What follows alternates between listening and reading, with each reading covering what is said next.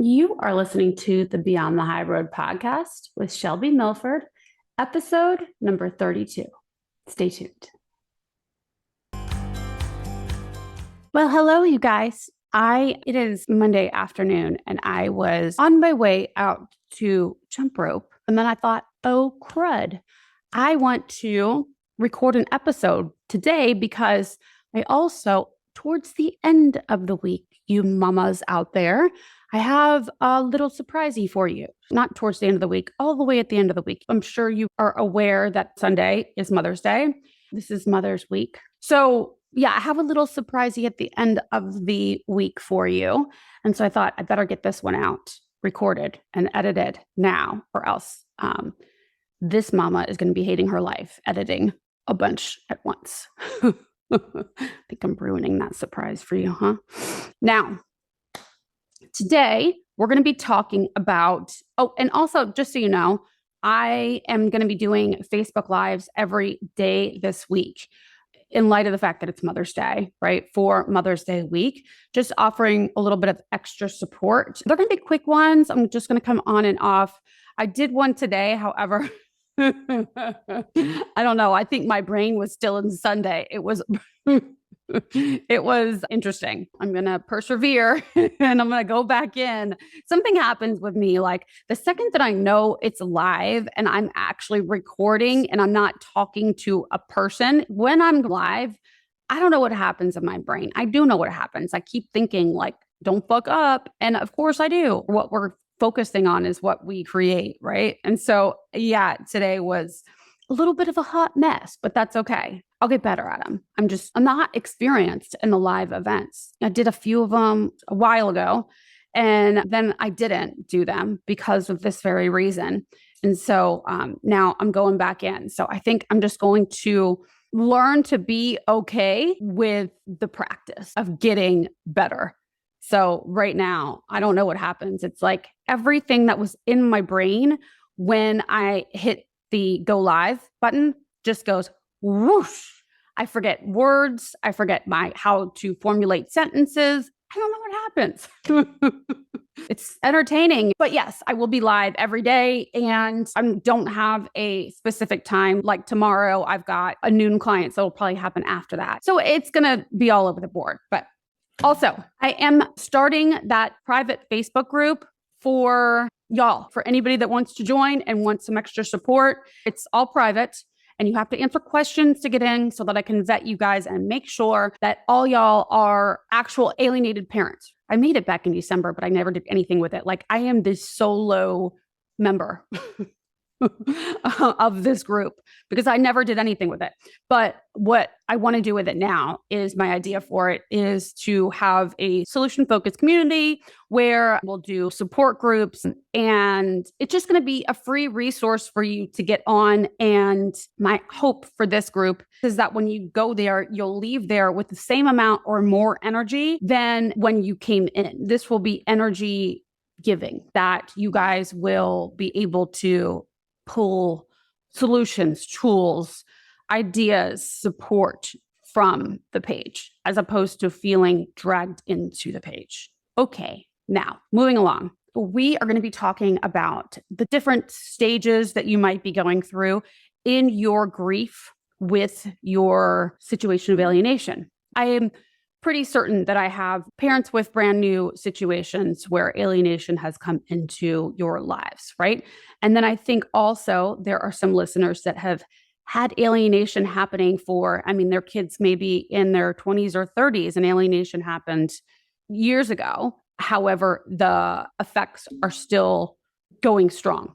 Yes? Maybe you're still alienated. The now adult child is not speaking to you, and maybe you're not even seeing the grandchildren. So we have both ends of the spectrum there. And then, of course, we have in between. There's everything sprinkled in between. There is no rhyme or reason to actual stages of grief. Okay. So what I'm getting ready to say, you'll understand in a minute, but the way that you process and you move through grief is unique to you.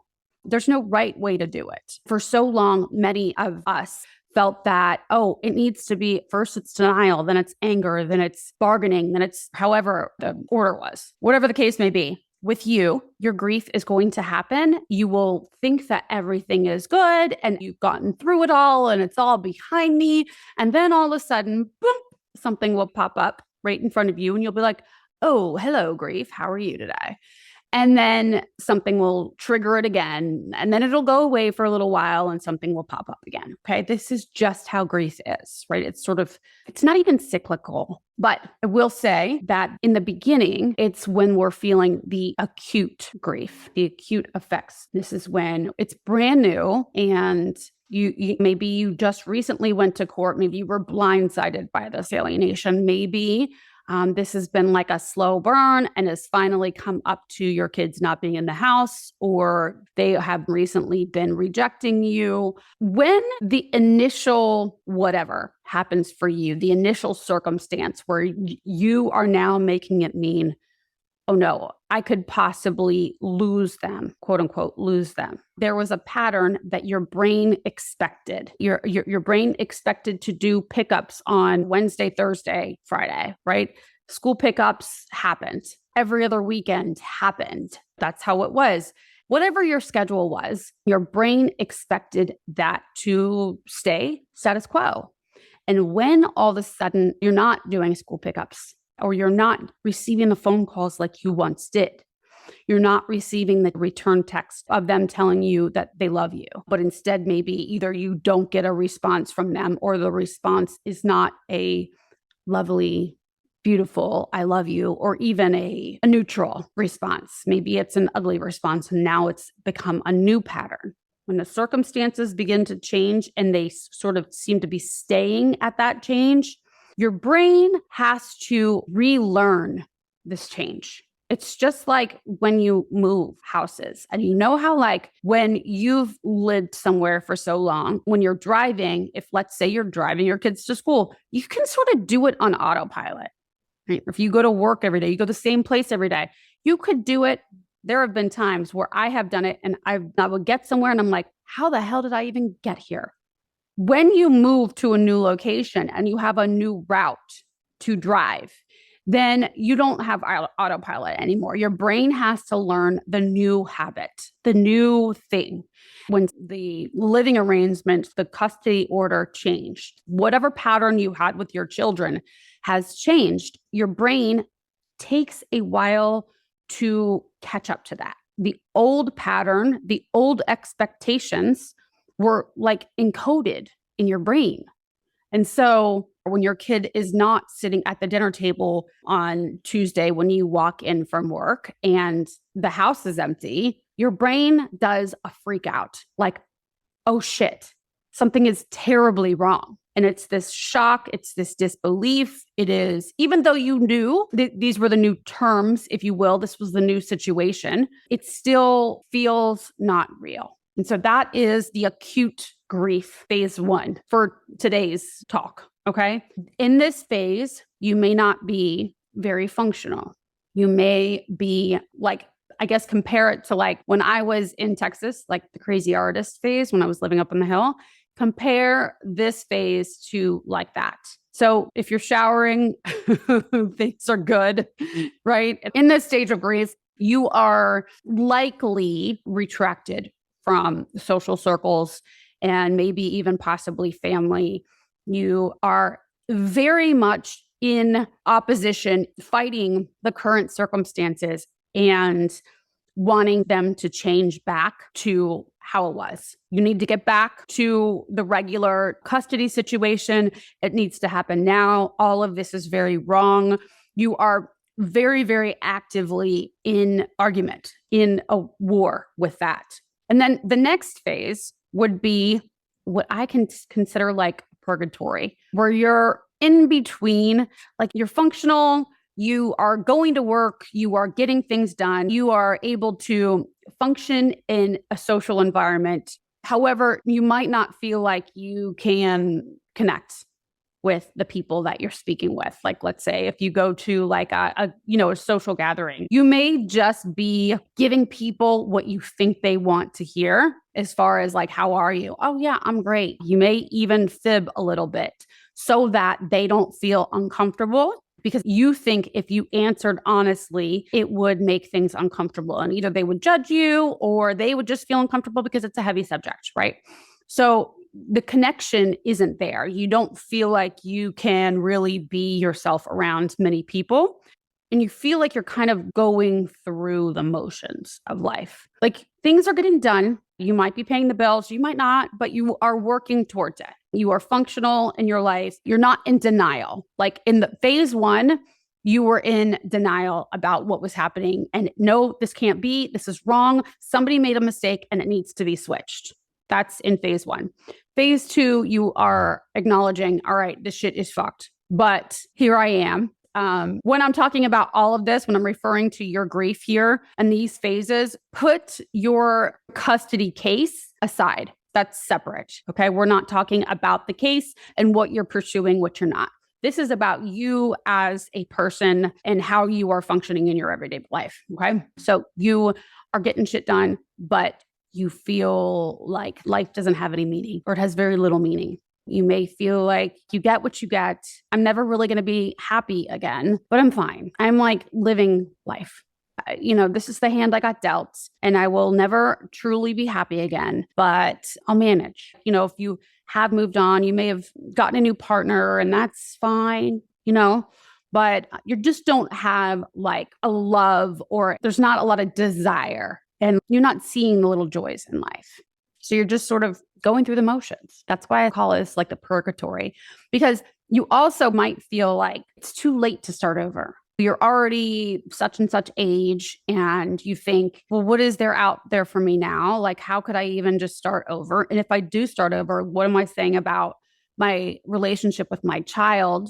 I've talked about that in previous episodes, like the guilt that might come along with starting your life over. You feel like that you have no place to do that because if you do that, you wouldn't be a good mom or dad, that this would be like inappropriate celebration, Basically, life is mundane, right? It's just sort of getting by and you've accepted that this is what your fate is forever.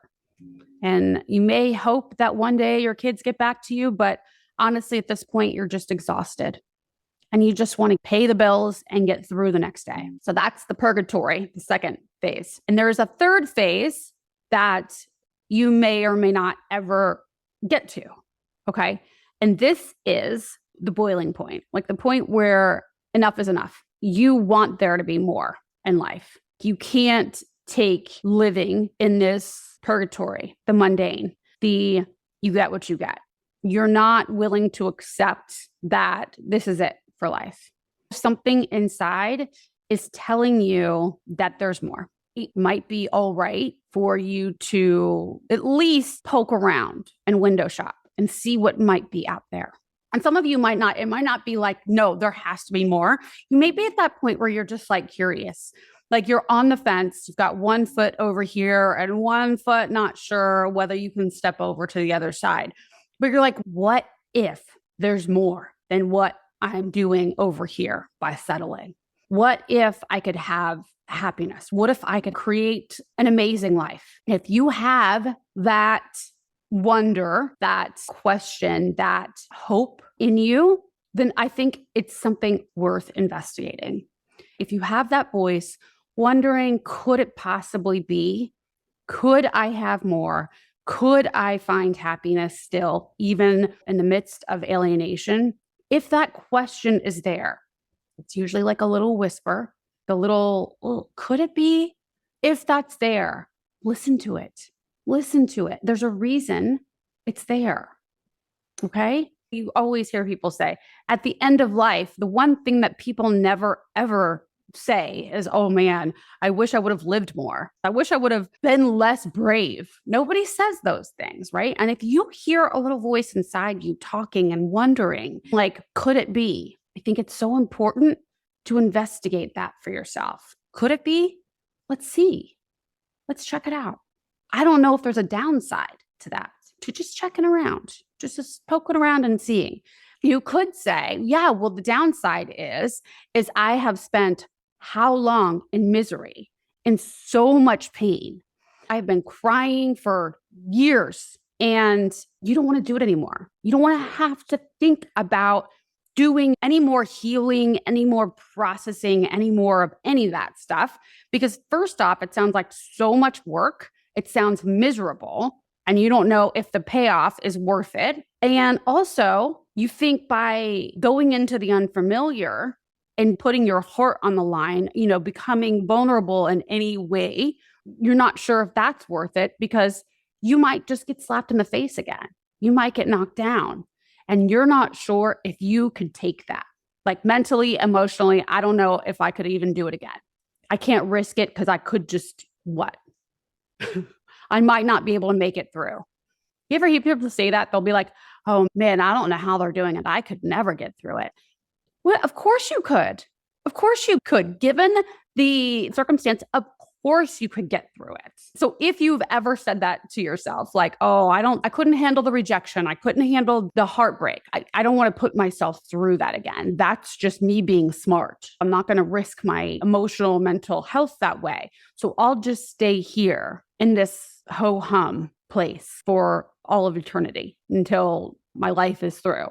I just want to lovingly nudge you, urge you to question the validity of that line of thinking, right? Of that belief that you couldn't handle the healing because who knows, what if it's not worth it on the other end?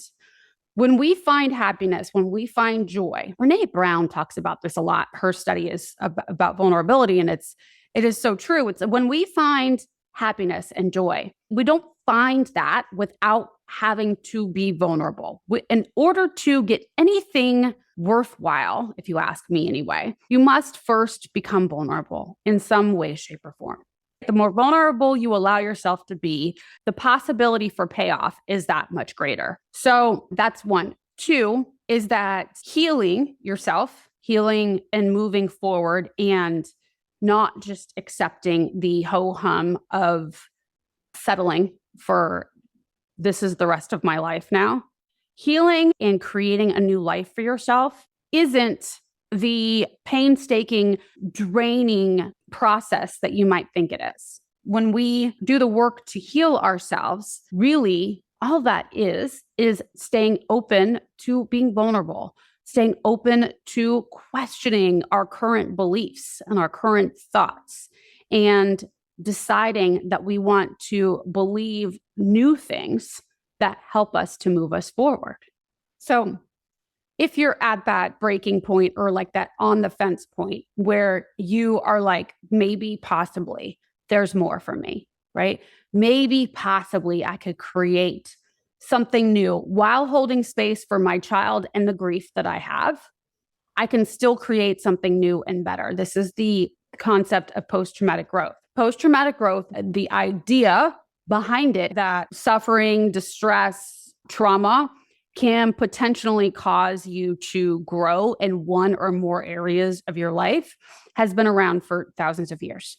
Okay. So that's all that post-traumatic growth is. There are studies that were done in more recent psychology that proved those that have suffered some sort of trauma, 89% of survivors report at least one area of dramatic growth following the traumatic event. One of the guys' name was Tedeschi. I forget the other guy's name. But anyway, there are 5 major areas that you can experience this growth. And so one of them is relating to others. One of them is new possibilities, spiritual change, appreciation for life, and personal growth, personal strength. Okay. And so basically you develop a new understanding, a new energy about you, because whatever the traumatic event that has happened, I mean, this happens with people that have had very serious car accidents and have lost somebody in the accident and they survived. It could happen with anything. Really could happen with something like parental alienation, where we have this awakening afterwards. It's like, oh my gosh, we've sort of renewed our faith in ourselves and how strong we are and how much we can endure.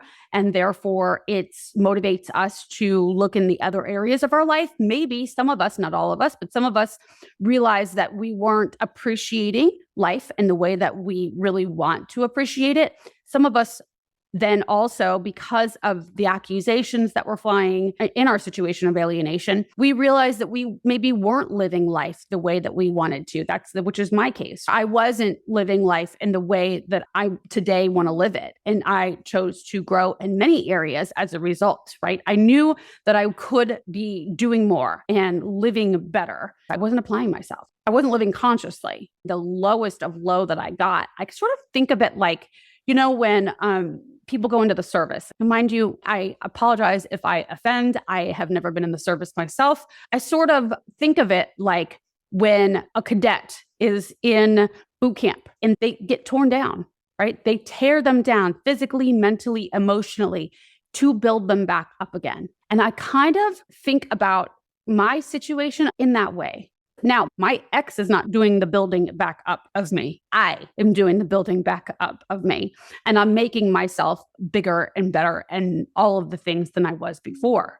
Because we have two choices. When shit goes down in our lives, we can either just, this sucks, this is my life now, and kick dirt and just survive. Or we can be like, all right, this is a great opportunity. I've got a clean slate right now. What do I want to do with it? And that second attitude, that second perspective, I just don't see a downside to it. I don't see how it could hurt you. It could hurt anybody by seeing it as a clean slate, a clean canvas for you to paint your biggest and best masterpiece yet.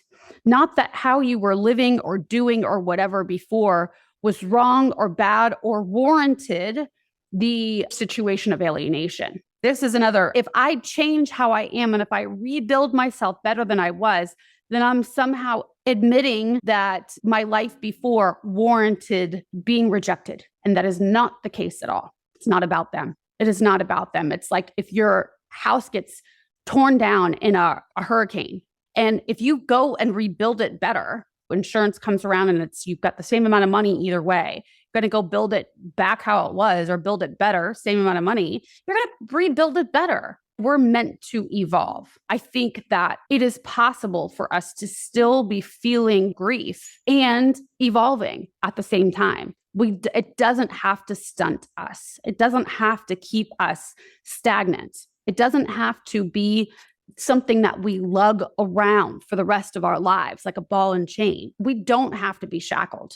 We can experience the grief and experience longing and missing our children, and at the same time, build a fucking phenomenal life. It's possible. And so if you have that hope and you feel like maybe, just maybe it's possible that this could be true for you, then I just want to encourage you to dig around, to listen to that voice and to try new things and see what works for you. You need all the support that you can get. All of us do. And so I think it's so very important to listen to the little voice that tells you that there might be more for you. If you have questions and you do want to invest in yourself and in your life moving forward, don't let the naysayer voice inside of you tell you no. Don't let it make you back down. Don't let that voice win, okay? There's a reason that you're hearing that voice. There's a reason you're feeling the glimmer of hope. If you are considering the idea that there's more out there for you, that life does not have to be this ho-hum world that you've just acquiesced into. This is, I must have been a terrible person in my past life, and now I'm stuck with this. You're not stuck with it. You're only stuck with it if you want to be stuck with it. You can do anything you put your mind to, okay? And I'm here to support and encourage you the whole way through. If you think, oh, that's just not for me, they can do it, but I can't. Oh, Shelby can do a podcast, but I can't. So-and-so can thrive, but that's because their situation is different than mine. I just want to tell you that that's not true, that I am no different than you, that everybody out there is no different than you. When it comes to the ability to create a new life for yourself, you can do it. So healing looks like this. When you are in active healing, you're focusing on what you can control. And then, of course, discerning what it is that you can't control. And a lot of times, what you think that you can't control, you actually can, and vice versa. Of course, I'm going to tell you that it would be so helpful for you to learn how to apply everything that I share with you guys in this podcast and all of the episodes. It would be so helpful for you if you're wanting more and you're wanting to live a better life than you currently are, and you think that it might be out there for you. I just want to encourage you to listen to that voice. And also in the monthly membership program, you can take all of these tools that I give you via the podcast. We can apply them to your specific situations and have more personalized direction steps for you to take in order to move you from where you are into where you want to go, or into starting to discover where it is you want to go. So you may not know what exactly your future looks like. You may not have the dream clear at this moment, but that's what the healing process is there for. You just know that you want more. There might be more out there for you, and you want to find out. That's what the healing process is. There's like no downside to that. This is something that will always pay off, even in your legacy. So knowing what to place your focus on, what you can control, right? And then as far as the processing of emotions, I don't want to have to deal with all that. Really, truly, it's just learning the skill of how to allow emotions to flow through you and move on. They come in waves. So this is nothing that you have to sit and so time consuming. No, it's not. But if you really, truly want it, you're going to want to take the steps. Here's the thing. Either way, you're going to feel some discomfort. You can stay in the purgatory that I was talking about, right? Or you can be on the fence and wanting to take the leap, right? And start investigating if there is more for your life. It's just different discomfort. Either way, one, you feel there's no hope and you feel like this is it. And it's a let down discomfort. Things are just always gonna be the same. This is my life now. It's slightly jaded. And the discomfort when you are investigating more, the boiling point, is the bubbly discomfort. What's next? On this side of the fence, there's more excitement. There's more possibility. Yeah, there's the little bit of a fear of getting rejected and hurt and judged and whatever. But on this side, you're in the driver's seat and you feel more in control. You feel alert and curious. It's ever changing on this side of the fence. On that side, it stays the same. Both discomfort. One side just feels it's moving. So things aren't always the same. In fact, they're never the same, which is so great because we are, as humans, we're supposed to be constantly evolving. Each one of us has our own evolution to go through. And so, yeah, if you have any curiosity about this side of the fence, come join the program. It's so good. If you have been wanting to get out of your stuckness, maybe you want to just see if it's possible that you could have more, that you could do more, that you could be more. Maybe you just want to just stick your toe in. You can do that. You can come for 1 month and you can leave. But I just want to let you know that it is entirely possible for you to have more. Alienation does not have to write your story for you. It doesn't have to be the end. You can continue the story. There are so many more chapters to go in your book. This is like the second act. You get in the driver's seat and you be the one causing the change if you want. All right, guys, listen, have a wonderful week and maybe I'll see you on Mother's Day. Take care. Thanks so much for listening today, guys. I'm honored that you chose to share your time with me. If you like what you've been hearing and you want more, come join me in the new monthly membership, where we take the concepts that you hear about here and using a logical framework, you learn to apply them to your specific situations, upgrading your thoughts and your life, even while experiencing the grief of alienation. For more information, go to beyondthehighroad.com. See you soon.